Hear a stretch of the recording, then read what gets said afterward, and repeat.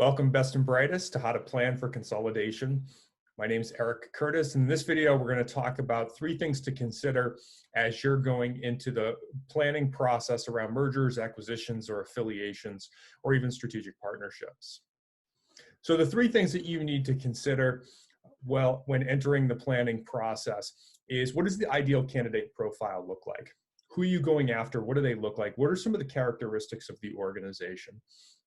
The other is, what type of strategy do we want to pursue, and what are the risks associated with that? Because certain strategies carry higher risks. And then finally is, what models do we want to consider using as we approach the market, which will inform how we plan at a more in-depth level. So let's take a look at developing an ideal candidate profile, because the size of the organizations that you're going after is really important. So smaller organizations, and small, let's say, is under 20% of your budget.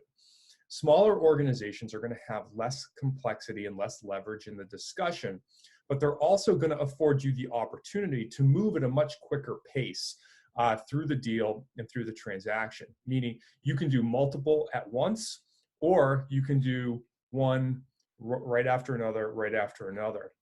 Whereas larger organizations are going to require more bandwidth, more capacity, more in-depth due diligence, more negotiation, more back and forth, and then more integration on the back end. And so that delays how long an organization is, that creates longer timelines for how long an organization is engaged in that transaction, whether it be getting the deal done or the integration that follows. Also, reflecting back on the needs analysis that we had discussed in a previous video is going to be critical, because understanding what your organization needs for the future, where it's strong, where it's weak, is going to help you to prioritize the potential candidates that are out there in the market. So the next step is really understanding the growth strategy and the risk associated with that. So this is a great chart that outlines the level of risk from less to more, depending upon what strategy that you embark on as part of your consolidation planning. So when you look at entering an existing market that you're already in for your organization, utilizing an existing service or program, the risk is much less than if you were to enter a new market with a new service. So this pretty much depicts the level of unknowns, and the more unknowns that there are in the types of organizations that you're speaking with, the more risks there are, because you're not familiar with those business models. You might not be familiar with their revenue streams, their contracting, how they manage expenses, etc., because the business models are different. So understanding the strategy that you're taking, or the organizations that you're speaking to, which bucket they fit in, will also help you understand the level of risk, so that that can be discussed at the board and at the senior leadership team level.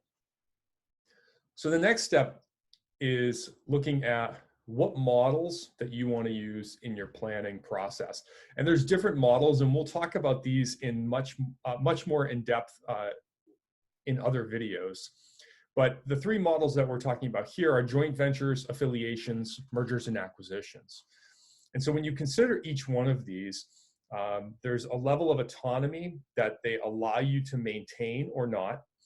And there's also a level of integration work that's either much more complex or far less complex, depending upon which you're associated with.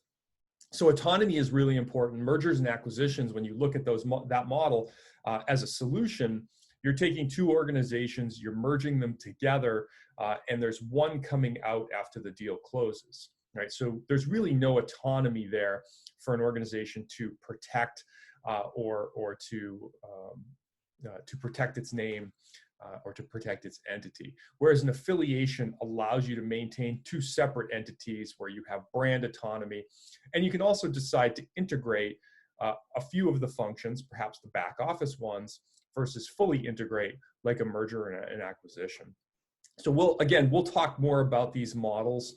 The important thing to understand here is that they carry certain levels of autonomy or require more in-depth levels of integration, which again has a lot to do with the pace at which you can move to and through the deal and on to the next if that's your plan. So looking ahead, we're going to talk more about in another video, how do you prioritize organizations that you've identified to and through some of this criteria? And then how do you source deals? How do you reach out to the market and talk to potential CEOs about the possibilities of a joint venture, a merger, an acquisition, or an affiliation? So we want to thank you for watching the video, How to Plan for Consolidation. My name's Eric Curtis. We hope you check out our website at curtisstrategy.com or more of our videos on YouTube. Thank you.